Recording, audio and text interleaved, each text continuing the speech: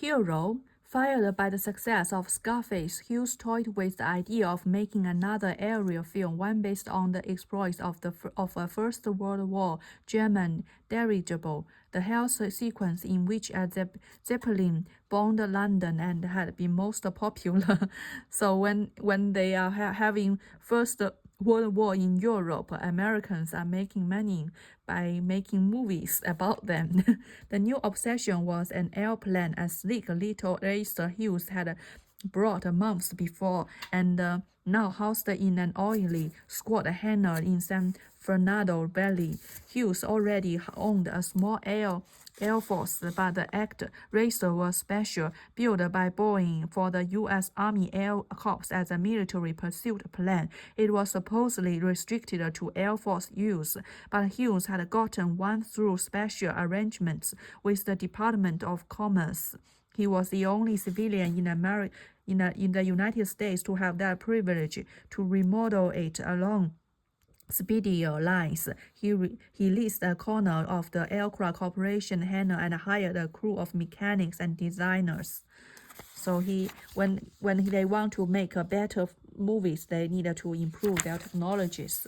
For years, airplanes have provided Hughes with a leisurely escape from pleasure on Earth. He loved nothing more than riding the clean air above Los Angeles, flying north over San Gabriel Mountains and then out across the high desert toward Palm Springs, and finally back up the coast to the sea. At night, he would head far out over the ocean, circle for the return, and watch with glowing excitement as the night lights of Los Angeles flicked brighter and brighter near land. Hughes was a different man in the air, no longer the shy, tense, highly nervous man people saw on the ground. Aloft, he was at ease behind a dazzling array of toggle switches and gauges, integrated with the sound of the engine, the feel of the controlled, magnificent view of the Earth.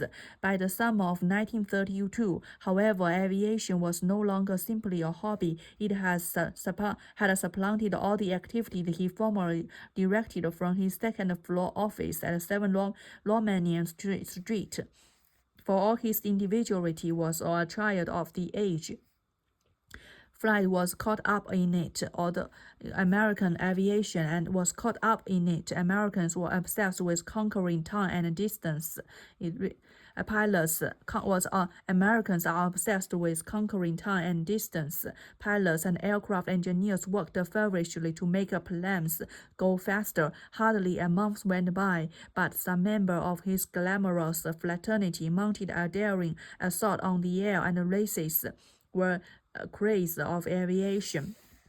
When once he had flown solely for pleasure, now flew to learn, jotting down observations on wind velocity, airspeed, altitude, engine performance, and fuel consumption. He practiced his skills as a pilot, looping, turning, and banking, rolling. Also, as a measure of his ripening ego and concern with the status symbols, badgered the aeronautic branch of the Department of Commerce to give his pilot license a new lower number. License number was 69. Hughes was 4223 in the fall. The Commerce awarded him number 374, and in the spring, he received the number 80, which he kept for the rest of his flying days. To gain experience as a pilot, he signed on under the name of Charles W. Howard as a co-pilot for American Airways at a salary of $250 a month. As a junior pilot, he made one trip at the controls from Los Angeles to New York before his identity was discovered, and he resigned from the only outside job he ever held. Okay, it's very interesting. Yeah, when Boeing was remodeled as his satisfaction, Hughes took it up for a test flight, powered by a 580 horsepower Wasp engine. The plane performed beautifully, averaging 200 miles an hour, a remarkable speed for the time. Decided to enter a race scheduled for Miami in January. On his way to Florida, to stop off to Houston to visit his aunts. whom he had not seen in years. Both were so he is so shy. He's always just lower his head, but it looks very neatly. He's especially his haircut. The Boeing pursuit plan obtained from U.S. Army, so the U.S. Army can be bought by commercial. Were not involved in raising. Both were much involved in raising 4 children each. Stayed with at the family home. Now presently revitalized 2 sons and 2 daughters. And Tuna, who's also known while growing up in Houston, dropped over one night for dinner after they had all finished eating. Whispered to Tina, "I've got something for you." He bounded upstairs to his room and returned shortly with a photograph doubly as the boy that he wanted her to have, visited with his young cousin, son of whom he was seeing for the first time. He was especially taken with Annie's older son. For Annie's airplane in Miami entered a category called the Sportsman Pilot Free for All. In January, the swing Boeing lived up to his hopes, averaging miles per hour over 20 mile pox. Nearly in the closing ceremonies, he was warmly congratulated and given an impressive trophy for General Rafael, the Dominican Republican dictator who presided over the meet. The Miami victory whetted appetite. The Boeing had performed well, but already he was thinking beyond it. He quietly studied the technical drama data flowing out of the aviation industry on proposed mechanical innovations and aircraft designs to improve speed. It only remained for some enterprising airplane manufacturer to put all these ideas together into a single plan. His course seemed clear. Why not build his own plane? And while he was at it, make it the fastest land plane the world has ever seen. Why not build his own plane, make it the fastest land plane the world has ever seen? So this is ambition. It begins. He quietly studied the technical data flowing out of the aviation industry on proposed mechanical innovations and aircraft design to improve speed. It only remained for some enterprising aircraft manufacturer to put all this data together into a single plan. His course seemed clear. Any airplane builder would have constructed a plan to his specific specifications, but did not want the world to know what he was up to. Air builder would have constructed a plan to specifications, so he want to customize on his own, not by anyone. The ready-made airplane builder, nor did he want to share any of his ideas with a potential rival. As soon as he returned to early in Palmer, team conducted a series of tests with miniature Hollywood models in the term okay. The young man selected shared enthusiasm in aviation. It was the depression, and many were thankful just to have a job, much less such an interesting one. To head the team, Hughes hired this person, a quiet, reflective man who seemed older than he was already known for his radical idea of aircraft design. Okay, so all the people that Howard hired were all very weird people, just like me. A group of his fellow Caltech colleagues eagerly followed him to the Hughes job. So only these people, very weird people, helped him build the models. To build the plane, leased a corner of the Bab hangar at the Grand Central Airport in Glendale, and ordered his section walled off and sealed to inquisitive visitors. Like most racers, it was a single-seater with an open cockpit. It was small, only 27 feet from nose to tail, and 25 feet in wingspan, beyond whose mundane features lay a series of innovations which made the H the most advanced plane of its time. Reverse was placed flush with a fuselage to reduce drag. The wings were shortened to increase speed. The single most revolutionary feature was its unique landing gear, which did not remain permanently in space during flight. It was inevitable, as it had been with Hells Angels, that Hughes wanted to get far more credit for the H1 than he deserved. Okay, Hughes is a very just like a narcissism. Than he did in truth, was not an aircraft designer nor an especially seminal thinker in aeronautics. He was, however, an excellent brand picker. So he is very good at personnel selection. He knew how to get answers. Record an engineer who worked on the H1 and later worked closely with. He had a habit which I did not really discover until years later. He would call me up and talk about something like wind efficiency. He would want to know my opinion. I'd tell him, then he would often call back later and say, "What about this and that?" referring to our earlier conversation. Years later, I learned he was doing the same thing with 5 or 6 guys. By picking brands. So he would talk to at the same time to 5 or 6 guys. He would pick the best one and narrowed his options, arrived at the right decision time after time. So although he know nothing about the techniques, he would just ask questions about 5 of the 6 guys who are the top. Then and he can make a comparison. That is very wise. Glowing fan in aviation was in fact making him a folk hero to his work back in Houston. In the past, they had resented him for squandering the profit generated by their labor in frivolous Hollywood movies, but his entry into aviation was viewed much more positively, was Mao spending his money for science and for the advancement of aviation. Yeah, that's great. As Hughes recorded one aerial triumph after another, workers proudly clipped the news story and pasted the mementos in black-brown notebooks. Learned that Hughes intended personally to test the fly. There he could no longer keep silent. He wrote Hughes and his and that, but one embarrassing subject, but one he just tested himself to, because he trusted his work, not to sacrifice other people's life. So he just invested all his money in. Now he is invest his body.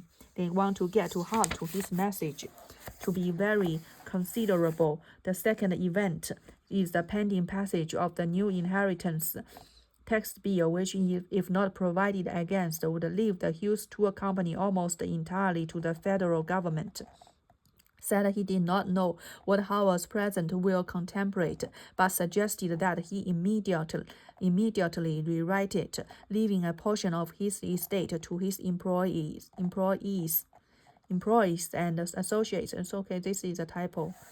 He was just 29, but already he was finding out what a double-edged sword wealth could be. The money that enabled him to indulge in himself in motion pictures, women, airplanes, anything he wanted, was also a constant reminder of his own mortality. What is mortality? He was financial advisor in Kansas Sanderson, a reassuring letter saying that had revised his will and that it generously provided for all his top executives. In fact, there was no evidence that Hughes executed a will at this time. More likely, Hughes told Hitchcock he had inserted a provision in his will giving tour company officers a share in his estate, when actually he had done no such thing. Over the years, raised his stratagem to a high art, thinking that the lucky beneficiary would remain loyal.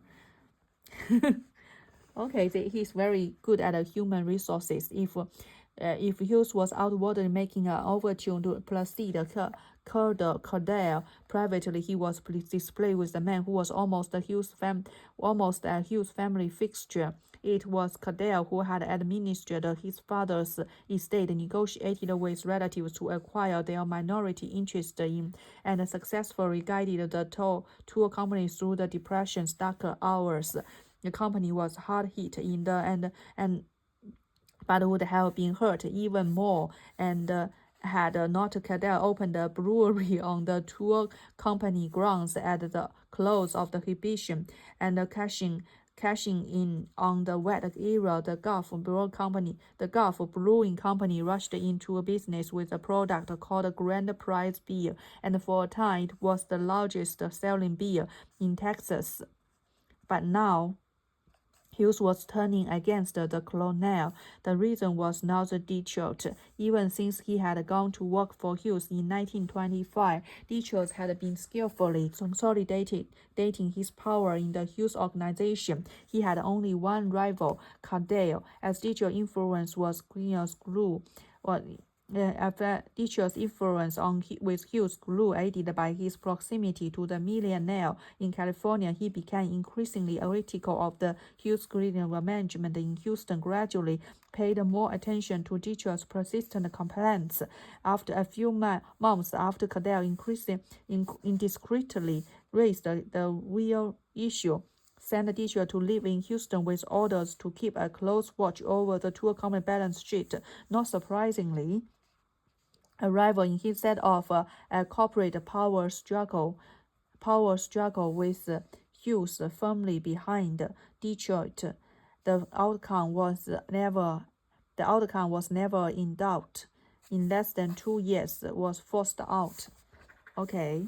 The reason was not Noel Detroit. Ever since he had gone to work for Hughes, Detroit had been skillfully consolidating his power in the Hughes organization. He had only one rival, as Detroit's influence was aided by his proximity to the millionaire in California. He became increasingly critical of the tour company management. Houston gradually paid more attention to Detroit's persistent complaints. A few months after Cardell's incredibly raised the real issue, sent Detroit to live in. Okay. So these people work for Hughes would compete for Hughes's attention. Was outwardly making an overture to placate private. He was displeased with the man who was almost a Hughes family fixture. Record breaker. Even though his concern with Hughes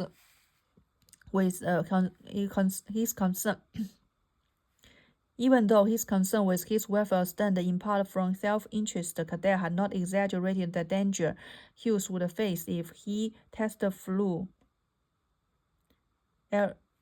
Everyone around him was uneasy about that. For all its safety features was an experimental plan. No one knew how it would perform in the air. It was his airplane. He would fly it. To allow otherwise would have shot his prize. The day was record-breaker. The day was perfect for Bryan. The racer had performed so well that I was convinced he could easily set a world speed record for a plane flying over the land. The existing mark was held by the French pilot. Showed up early that morning with his crew and retreated to a hangar to give the final tuning. Technicians from the measure of 3-kilometer course shook hands with judges, required that he could not go higher than until during the record attempt.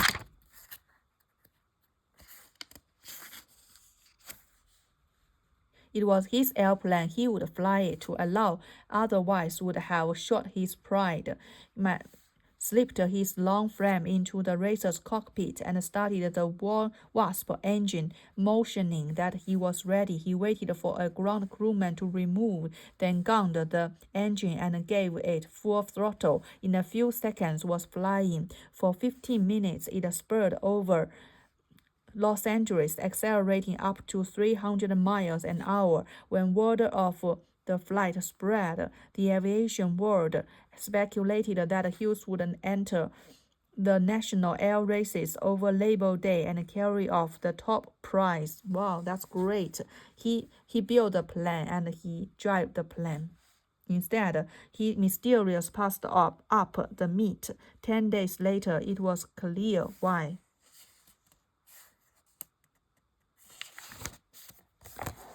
Fueled and ready, waited for Hughes on the runway. Its impact silver body glistened in the sun.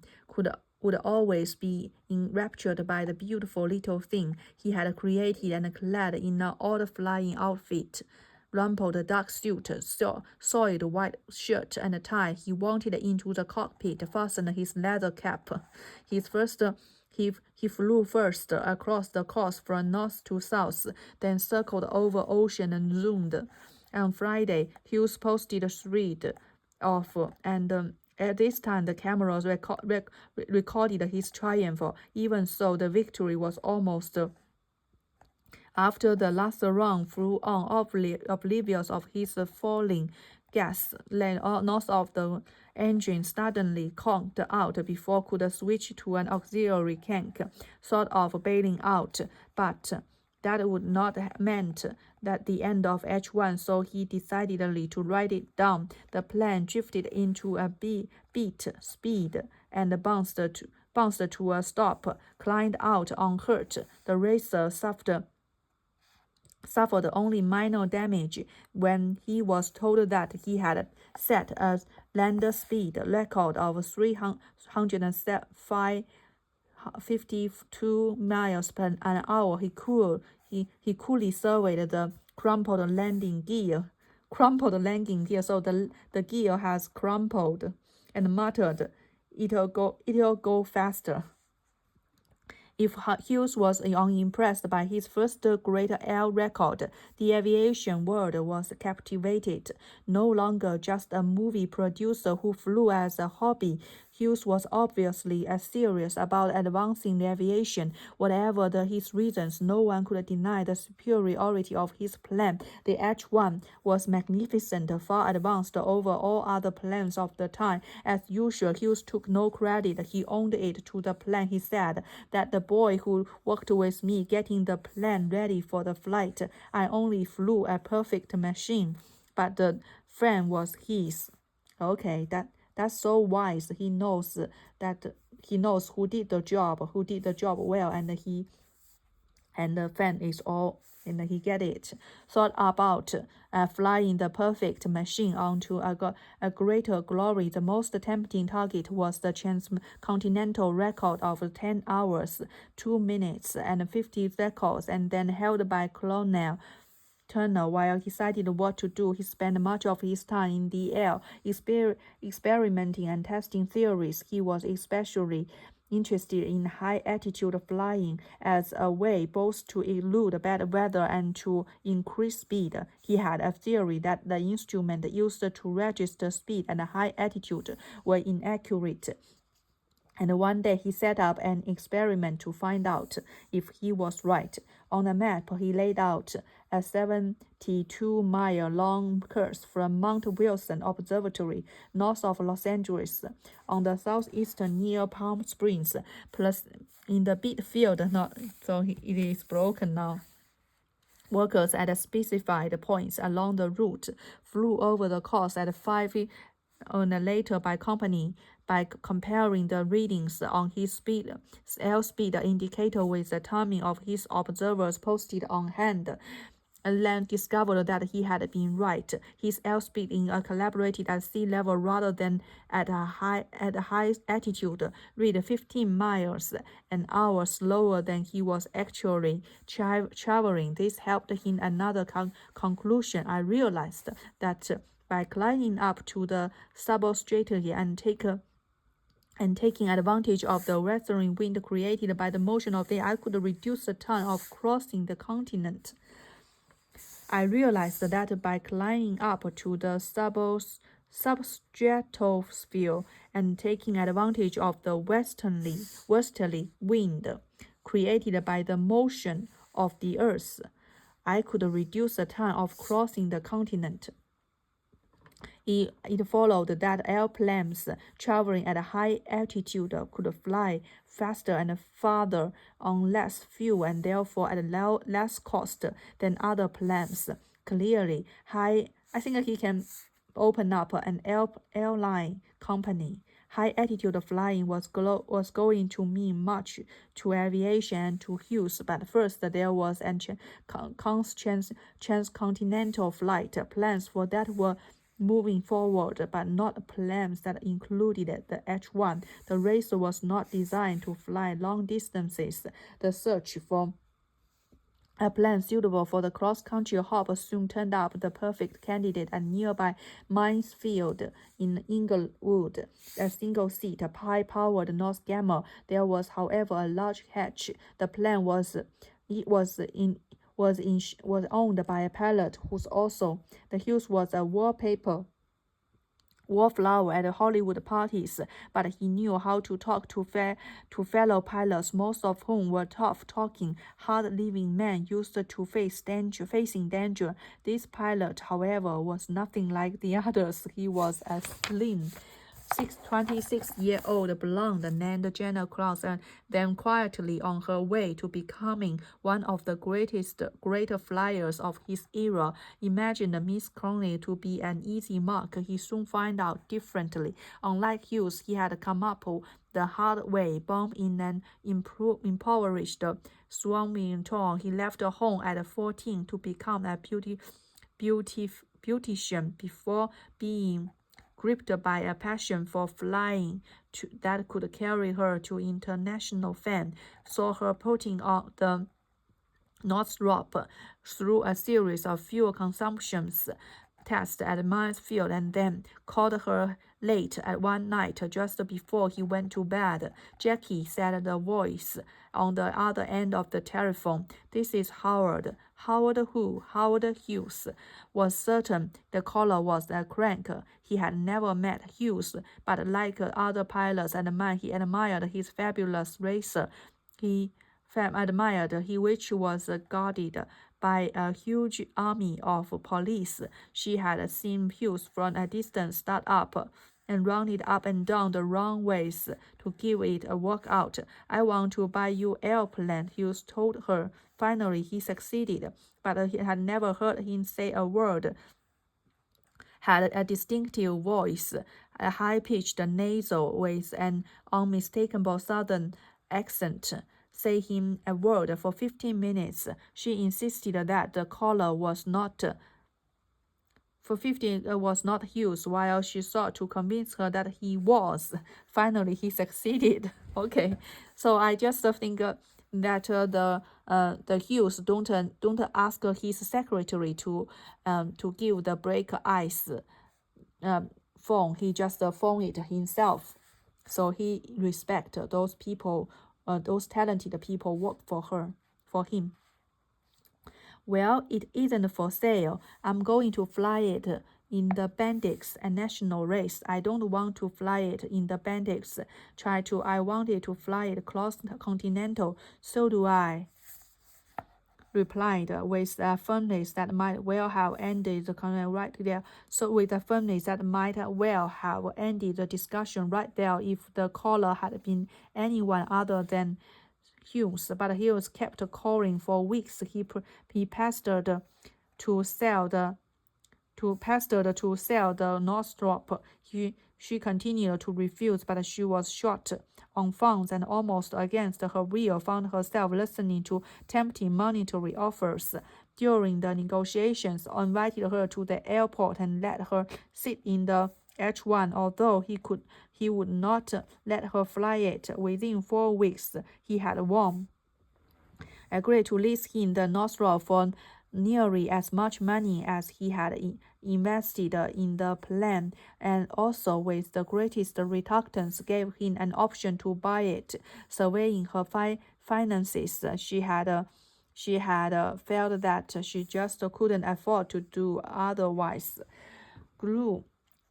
Okay, I was so surprised that this girl was imagined Miss Karen to be an easy mark. He soon found out not differently had come up the harder way. Born in an impoverished Florida sawmill, he left home at 14, became a beautician because passion for flying that could carry her to international fame. Saw her putting the Northrop through a series of fuel consumption tests at the film, and then called her late one before she went to bed. I can't believe if she was born in an impoverished town, how she can afford to get a Northrop airplane at that time. Just so unbelievable. Takeoff was finally set for shortly after with no public announcement. Taxied the heavily fueled nonstop into position on a railway at the airport. The plane rolled down the runway, gathered speed, and lifted up to the wrist. Although the start could not have been smoother, a freak accident and the antenna snapped cost Hughes his radio. He would be out of contact with the ground for the entire trip, climbing to 15,000 feet through thick weather. He flew blind for 2 hours. He did not see the ground again until Santa Fe. To test his high-altitude theories, he went up 3,000 feet more, inhaling oxygen to ward off drowsiness. At 18,000 feet, he throttled back the engine, reducing horsepower, and found, as he had theorized, that his speed was not reduced at that ratified altitude, north of which the Kansas ran into rough weather again, this time in the form of turbulent winds. One gust buffeted the plane so strongly that the needle of his compass was knocked off its point. With neither radio nor compass intact, was forced to fly by sight. Spreading the map on his knees, he charted the remaining 1,200 miles virtually. Luckily, it was a clear night, and he was able to make out the cities in his flight. 9 minutes after leaving Bangkok, the touchdown in the darkness and network. His lone welcomer was an official timekeeper. It was a Okay, it's so lonely.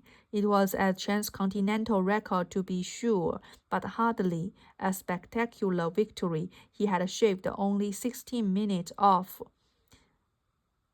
time and shaved only 36 minutes, and the tuner had eventually stopped once along the way to refuel. Nevertheless, the feet depressed. Cohen said later that it broke her heart, as she had felt when she released it to Hughes. Her plan had enabled him to take her place in breaking the record. Within weeks, Hughes set 2 more records, cutting the flying time from Miami to New York and from Chicago to Los Angeles, and then his lease on Miss Cohen expired. He exercised his option to buy and send her a check. But a few days later, Frico, as ever, abruptly changed his idea, offering to sell it back to her for much less than he paid. And she readily agreed. Baffled by the whole affair, Mr. Cohen never did understand why Hughes behaved as he did. He later remarked, a very interesting streak. As soon as he returned to Los Angeles, Hughes set to work remodeling them. The racer was turned into aircraft hangar to Burma to make over the long-distance flying to Hughes, who tried to break his own cross-country record. Large wings were added, fuel capacity was expanded, hydraulic mechanism. As Hughes waited for, I think he would just give more money than less than he paid. Give it back to her. It makes it. I think that Hughes is a very nice person to others. Yeah, because he took her chance to become internationally famous. Had also begun cultivating young socialites, some of whose families have been appalled had they been their daughters' names in lights. On the night of was driving one blue-blooded companion home, she struck and killed a 50-year department store salesman, Gabby Mayer, who was standing in the streetcar safe zone at 30th Street. because he did not want to drag her name into the affair unnecessarily, told the girl to flee the scene. She slipped away and boarded a streetcar after being temporarily held by police, was forced by the coroner's jury to divulge the girl's name.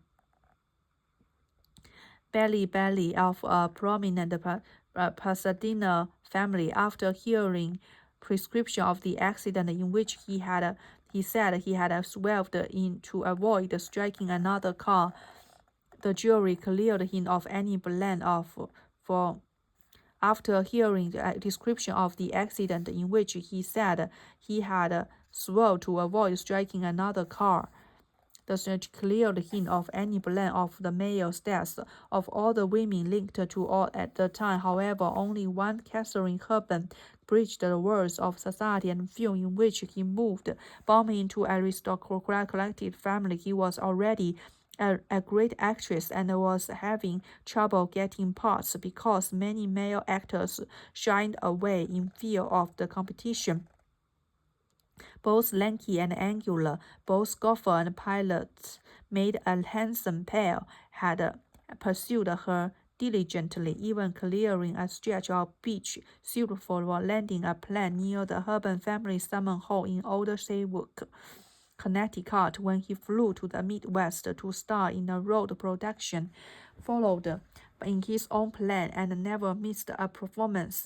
They were hounded, of course, much to their annoyance, by the press and autograph seekers. Again, rumors flourished as they had with Billy Dove. Yet, like almost all of Hugh's romantic attachments, this one advanced only so far. Although Hughes could be charming, he did not always endear himself to the independent mind. Katie endear himself. She had, for instance, little taste for luxury, but even so, Constance sent her expensive jewelry, and she, in turn, a friend remained, was always trying to send it back. Came to the Hepburn family home in Connecticut. He was not a very convenient guest, preferring to eat after everyone else had left the table. More than once, grew exasperated at Hughes's behavior, but eventually, when Hughes came to the Hepburn family home in Connecticut, he was not a convenient guest. He was not a convenient guest, preferring to eat after everyone else had left their table. Getting angry at him because he couldn't hear what she was saying. Anyhow, in time it would end between them because, as one of his friends believed, got very bored anyway, was concentrating on preparations of his next record-setting effort. Silver managed to remain at H1. He flew back and forth several times between California and New York in another plane, plotting the route he intended to take, occasionally stopping over the Long Island estate of aircraft builder Sherman, but flying in those days entailed many risks. On November, while attempting to land a seaplane in aircraft, on January, the lights in Hughes aircraft hangar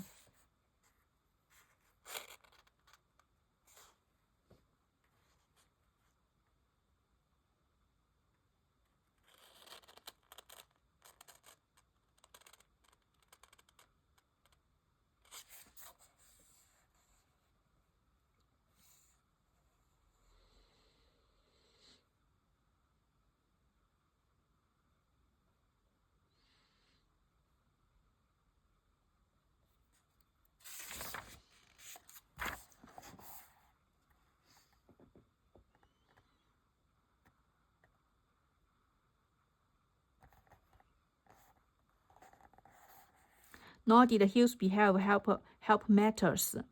After arranging to fly the plane to Whitefield near Dayton, Ohio, where he was to show it off to a delegation of interested Air Force brass headed by Mayor failed to keep the appointment. The general and his staff were left fuming on the runway.